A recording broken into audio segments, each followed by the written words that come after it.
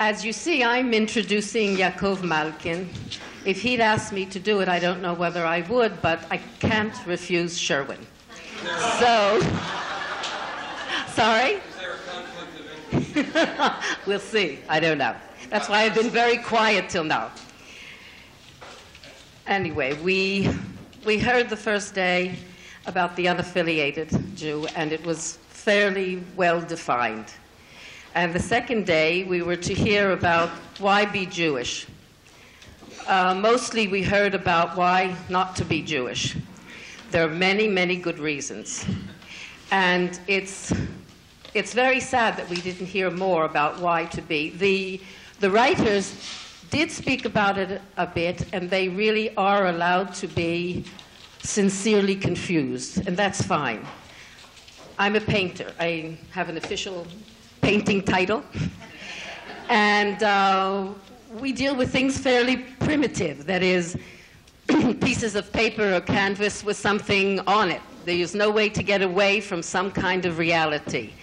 And words are fine and sometimes very lovely, but they are abstractions of abstractions. And I would dearly love to hear something positive. What is supposed to be the content of this thing called Judaism that we're trying to offer to people, not only to ourselves who consider themselves more or less affiliated, but certainly to those who are unaffiliated. So I hope Yaakov will say something about this, and if not, you know. Anyway, a little bit of background. He's a professor from Tel Aviv University in rhetorics and aesthetics. He is presently the editor of the Free Judaism Quarterly of the Israel Institute of Secular Humanistic Judaism. In 1971, he founded the film department in Tel Aviv University. In 1958, he founded the Rothschild Center, the first community center in Israel, and the Arab Jewish Center. And from these grew the 300-odd community centers in the community center movement in Israel today. He has written on film, on literature, and on theater. Among his books are Van Kaban, a novel, Art as Love, a book on aesthetics, a book on Chaplin and Brecht, a book on René and Fellini, two plays, one on the prophet Jonas and one the Song of Songs, a book on the screenplay as literature, a book on lecture, persuasion, and discussion, and one on the quality of life and the renaissance of community, and a few others. Yaakov?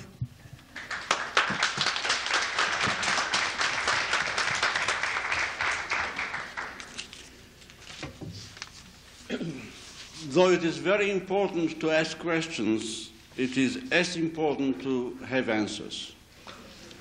And fortunately, we are sitting in an answer.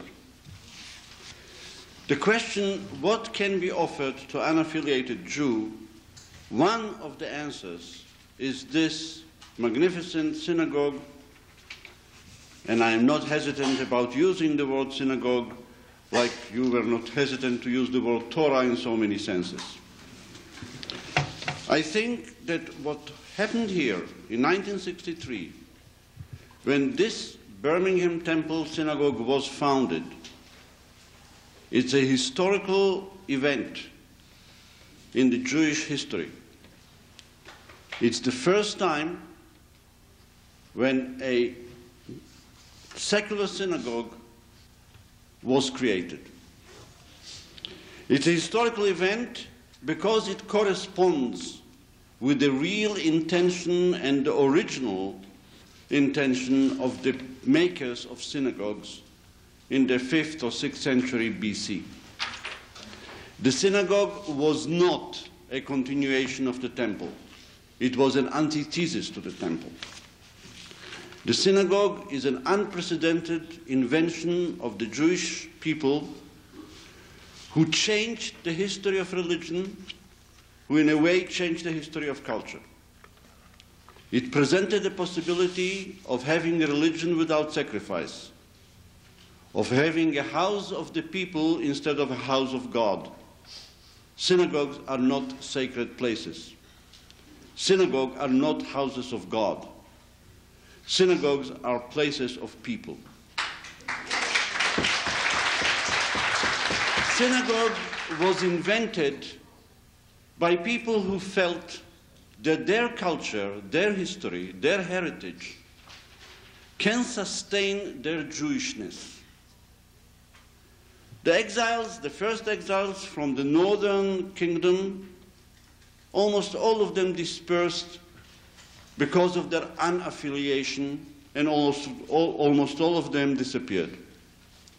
The exiles of the second temple, after the destruction of the second temple, those who were organized in synagogues, meaning in a grouping. Beit Knesset means lehitkanes, to be together, like our Knesset, the parliament. It is not a religious word. It is a word representing the essence of community, being together. But the special thing about this community was not only being together for group dynamics, but being together to learn together, to experience together the Jewish culture and Jewish heritage, the Jewish holidays, not in prayers as we know them today. These prayers didn't exist. Not in blessing as we know them today, because this blessing didn't exist. But in a completely different and independent way, which was created by the people who created the synagogue. This was also the symbol of pluralism, which became one of the main characteristics of the Jewish culture since then till today. Therefore, when I wrote in 1969 a book about quality of life and renaissance of community, after working already several years in the attempt to start community centers in Israel, believing and making the mistake that it's enough to start community centers in order to create focus for new communities. Because Israel, Zionist secular enterprise, which was so successful, sacrificed many things. One of them was the sacrifice of community. We thought that we can replace community by state. Having a Jewish state, why do you need a Jewish community? We thought that we can replace community by municipalities, by villages, but we proved wrong. We needed a community.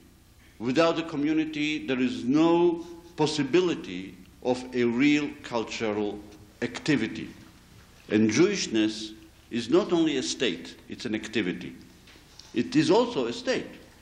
You can be Jewish because you were born Jewish, or because you fell in love with a woman or with a man who is Jewish, and you joined the Jewish nation, and by that you are Jewish. Therefore the question, why being Jewish, is not a question.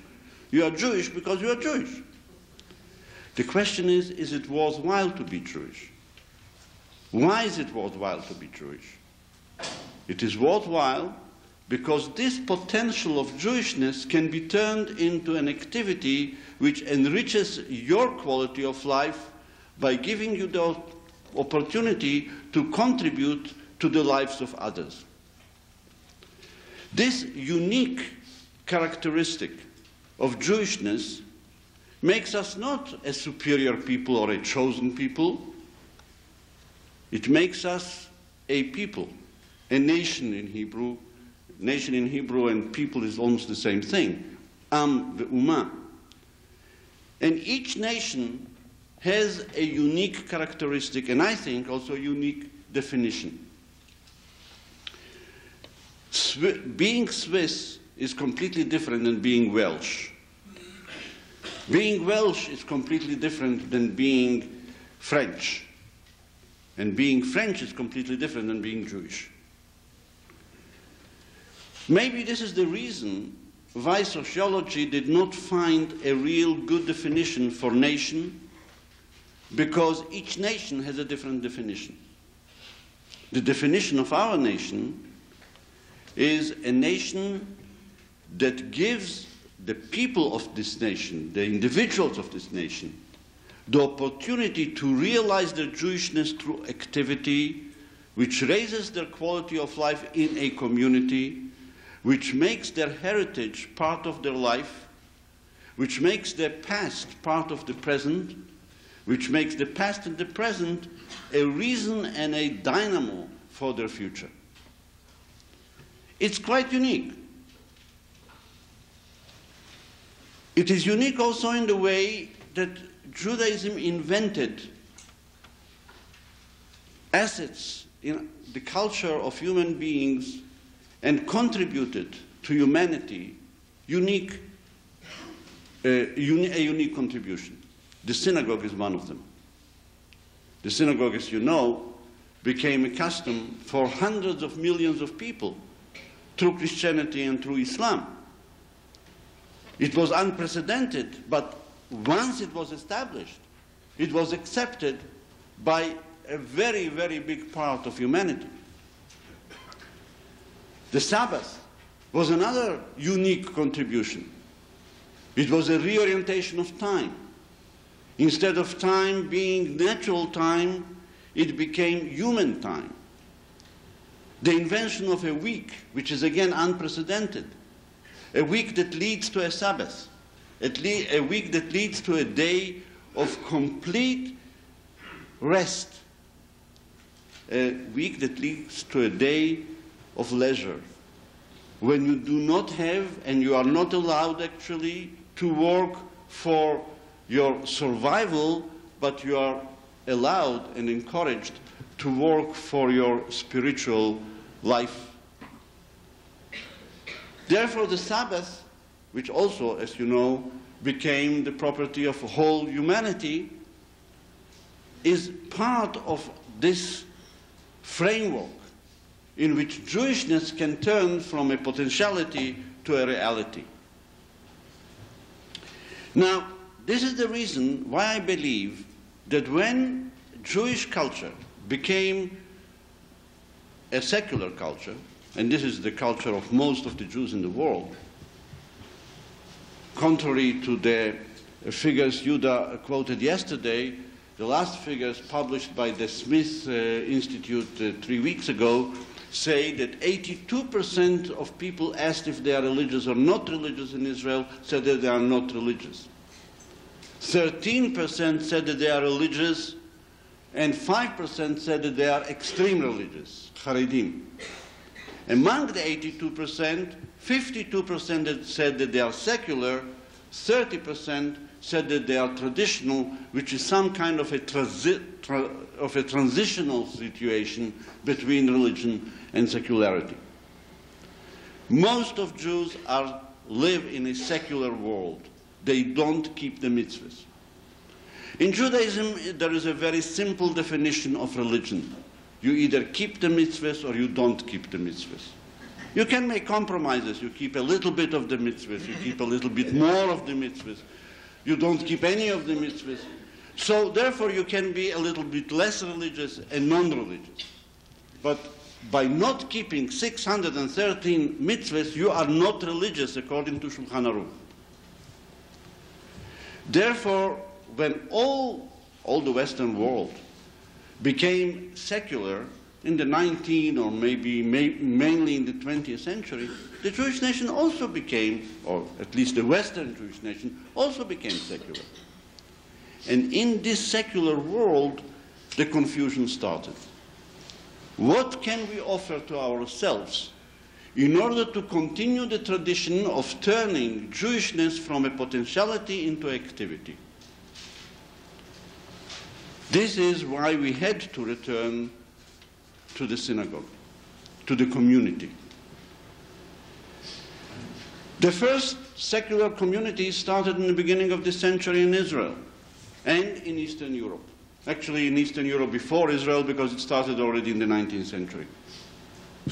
The Yiddish-speaking world in Eastern Europe was mainly a secular world in the first half of the 20th century. Contrary to what education, Jewish education wants us to believe, there wasn't a direct leap from the shtetl to the Holocaust. The shtetl was over in 1890, 1870, between 1870 and 1890.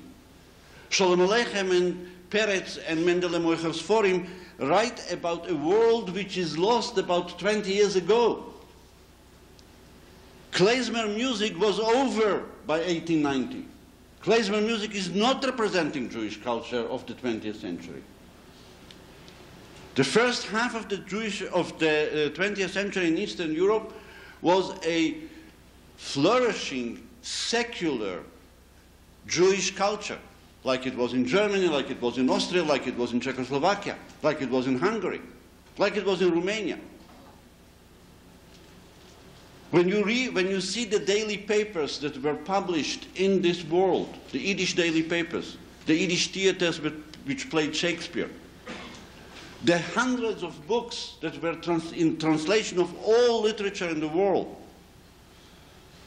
the secular schools, we don't have to start secular schools. Secular schools started in Europe in the beginning of the century. When I was a kid in Warsaw, I went to a secular school from the age of 3. My first language of study was Yiddish. I read most of world literature in Yiddish, first in Yiddish, including Tolstoy and Shakespeare and Thomas Mann and Kafka and everything else. Read Bashevis Zinger autobiography of his life in Warsaw in the beginning of the century, and you will see it was a secular world. This secular world, for some reason, our education ignores. This secular world, therefore, does not give a message to teachers and to people in the secular world in which we live in today. It is lost by education. It is there because it's part of history. It is there because the Holocaust is part of this great culture that was destroyed through the Holocaust. But by studying the Holocaust and ignoring this culture, we are ignoring the source, the roots of our culture. The secular communities in Eastern Europe and the secular communities in Western Europe and the secular communities in the kibbutzim in Israel started to develop a tradition of their own. But they lacked 3 elements which are essential, vital for a Jewish community, as the 2,000 years of Jewish communities teach us, 2,500 years. The 3 things necessary have nothing to do with spirituality. They have to do with principles of organization. You have to have a place where the community meets. You need times, fixed times, when the community meets in this place. And you need a person or persons who are professional and who can activate the community and activate the place where the community meets. It's as simple as that. Wherever you had these 3 conditions, you had a synagogue. Wherever you did not have these 3 conditions, you didn't have it. The kibbutzim developed in Israel a wonderful set of customs, a very rich tradition of secular Jewish way of celebrating all the holidays. The kibbutzim did not invent or did not include the synagogue, the professionals, the place, and the time. Therefore, today, when the kibbutzim in Israel go through a very big either crisis or change, whatever you call it, they lose this feeling of community because they don't have the tools in which to exercise this community, the tools that Sherwin Wine and his friends provided to Judaism in 1963. Therefore, I see it as a historical event. And therefore, I see it as one of the most important answers to the question, what is the contents? What can we offer? This is what we can offer. One of the things that we can offer. It is true, you can argue with the words of the ceremony on Friday night, but to have a ceremony on Friday night is very good. You can argue if you include Torah or you don't include Torah. For me, an Israeli who doesn't care anymore, who is not afraid for my atheism because I'm very convinced in my atheism, very comfortable in my atheism. I can use God whenever I want. God for me is a literary character, and I wrote about it. He is a literary character invented by man in his image. He's a literary character that was created by us in order to serve our purposes. He is very dear to me. He is very close to me, like Hamlet is very close to me, and Anna Karenina are very close to me. I like God. I know that God is not just. God is powerful, but not just. Nobody tried to make him just. There were some prophets who tried to make him just. But they also knew about the original sin of God. They also knew that God prohibited morality. He didn't want us to know the difference between good and bad. He prohibited knowledge. He didn't want us to know. And if it wasn't for this clever, brave, wonderful woman who rebelled against God and brought to us what Prometheus brought to the Greeks, but he brought them only fire, she brought to us knowledge and morality. God was defeated. What God? The God in heaven? No. In heaven there are various other things. There are particles, there are nuclear things. God in my heart. God in the literature that is part of my experience. I'm not afraid of it, therefore I can use God. Those who are uncomfortable with it because they are afraid that they will slip into some kind of a religiosity, don't use God. But both of us can use the ceremony, should use the ceremony. And I think that the ceremonies that we experienced here, even in this weekend, show us a way. I'm not saying the way, because there is no the way in Judaism. There is a way. Judaism started with a schism. Matan Torah in Sinai was a civil war, a religious civil war. 3,000 people were killed during the day of the civil war in Sinai. The soldiers of Moses went out and killed and purified. This was the first Bolshevik purification in history. They purified all those who did not agree with their image of God. Since then, there were two main streams in Jewish religion. Those who believe that God is some kind of an abstract thing that you cannot even understand, and of course you cannot grasp, like Moses and Maimonides and Spinoza and myself.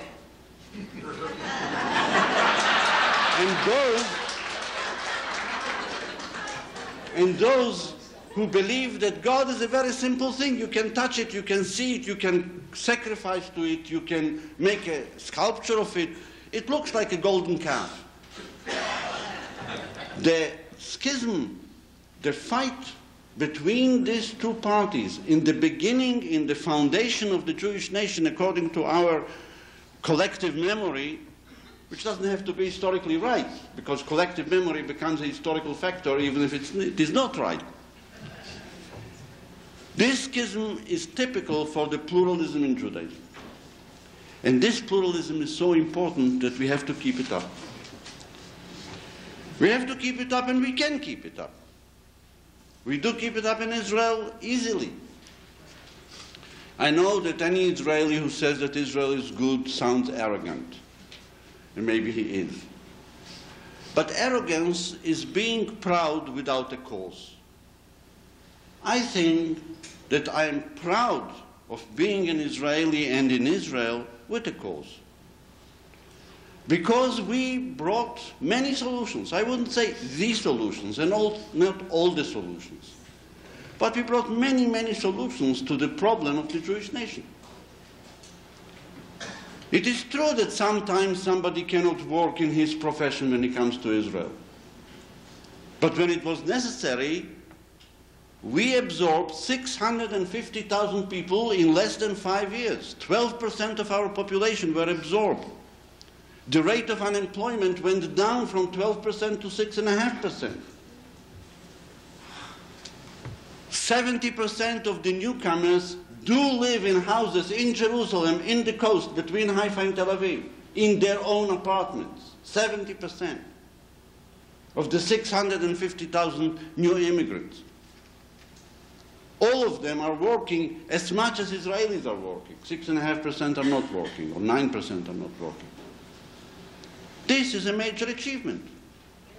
To have a place where you can absorb those who want Israel. Of course, we don't absorb those who do not want Israel. There are many Israelis who do not want Israel, and we don't absorb them. On the contrary, we bid them farewell and they go away. But those who want Israel, we can absorb them. And this is a unique case in the world, not only in the Western world, in all the world. There is not one country that can say that they absorbed 12% of people just because they needed this country. And these people needed our country, of course, if not they wouldn't come. Therefore, there are many reasons to be proud because we solve problems. One of the problems we solve is that there is no question why to be a Jew in Israel. You are Jewish in Israel. This is the country where only a third of the Jewish nation lives, but there are more Jewish daily newspapers. There are very few places where there are still Jewish newspapers, daily Jewish newspapers. We have more daily Jewish newspapers. We have more books published in a month than in the whole Jewish world in a year or in 2 years. We have more Jewish institutions researching the diaspora, bringing up the treasures of diaspora culture than any other place in the world. In spite of the religious education which turned so many secular Israelis away from Jewish studies, we still have the highest number of Jewish students in the world, the highest number of Jewish schools, of course. Why live in Israel as a Jew? Because Israel is the most Jewish place to live in. And if I ask the question, if I formulated the question not why be a Jew, but why is it worthwhile being a Jew, I think it's worthwhile being a Jew because this kind of activity that turns your Jewishness from a potentiality into a reality is raising your quality of life. The quality of life of people who are enriched by their Jewish heritage, the quality of life by people who study the Jewish heritage in a secular, free way, free of any prejudices, free of any restrictions, free of any rules or respect for Rabbi Akiva or somebody else. I have great respect for Rabbi Akiva, but so I have respect for Rabbi Josephus Flavius. I have respect for Rabbi Spinoza. Rabbi is not a religious term. Rabbi means somebody who can teach me, somebody whose knowledge makes him a professional teacher of the people, what Buber called Morei Am, teachers of people. Therefore, my respect for the Talmud goes together with my respect for the Mishnah and for the New Testament and for Josephus Flavius and for Philon from Alexandria and from all the books that they didn't allow in the Bible, like the Maccabeans, because again the Maccabeans were books about a culture war between two streams, two movements within Judaism. And Hanukkah, as you know, is the holiday of this culture war. The war of the Maccabeans wasn't only a war of independence, it was also a civil war, a war against those who chose to accept Western culture. But then the Maccabeans turned into the kings who chose Western culture, and the others, the Prushim, attacked the Maccabeans. The rabbis didn't want us to celebrate the Hanukkah. Therefore, the rabbis turned Hanukkah from a war of independence and a war of cultures into a celebration of some trivial miracle of a little bit of oil that burned for 8 days in a city like Jerusalem where you can go out and get as many olives as you want and make as much oil as you want. Because it was so trivial, they didn't even make a Sabbath on Hanukkah. Hanukkah was disrespected. Hanukkah wasn't even a holy holiday. And the books of Hanukkah were taken out of the Bible. We, secular Jews, made Hanukkah into a holiday. We made it into an important holiday, and we can celebrate this holiday. Now, contents means not necessarily new contents if you have texts that are worthwhile reading, and if you can have a new approach to this text. If we are celebrating Seder of Pesach in a new way, we just published a new Israeli Haggadah. And in this new Israeli Haggadah, we brought back the Song of Songs. The Song of Songs in the Jewish tradition was read in the night of the Seder or in the next morning. The Song of Songs was taken out of the Seder by secular Jews. Now it is brought back into the Seder by secular Jews because they can read the Song of Songs as a love poem, as the first secular poem published in the Bible, written by Jews, one of the classics of love poetry in world literature. Of course, religious Jews had to find various excuses why this is included in the Bible. Their excuses were ridiculous. This is the love of God and the Jewish nation. The two breasts are Aaron and Moses. I mean, things that any reasonable man, religious or non-religious, will understand that this is a joke. I, who respect Rabbi Akiva, suspect him that he also knew that this is a joke.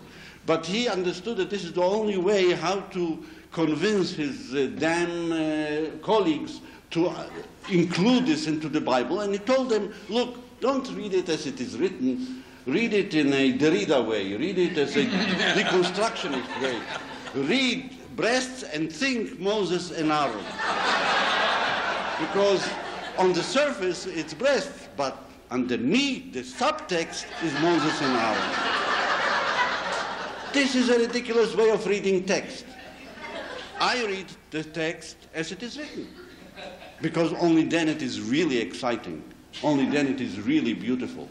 And only then can I make my Seder a real celebration, not only of freedom, not only of the great event of foundation of my nation, but also as a way of celebrating spring, of celebrating love, of celebrating the Jewish genius of writing poetry. Contents is a new relationship with the classics of Judaism. Contents is a new way, contents that we can offer to the unaffiliated, is a new way to make the text attractive. It's Bibleless literature. It's celebrations of Sabbath and all the holidays in a framework that can not only make us understand more, but can also make us experience more, feel more. When the Bible speaks about Chava finally deciding to rebel against this original sin of God and eat from the fruit of knowledge, the final argument is, it is so beautiful to get educated. Nechmad lehaskil. Knowledge, studying, for studying's sake, for the spiritual activity, for the mental activity of studying, which can enrich us with experience and feeling, is again one of the contributions of the Jewish nation to the world. We should use it. Thank you.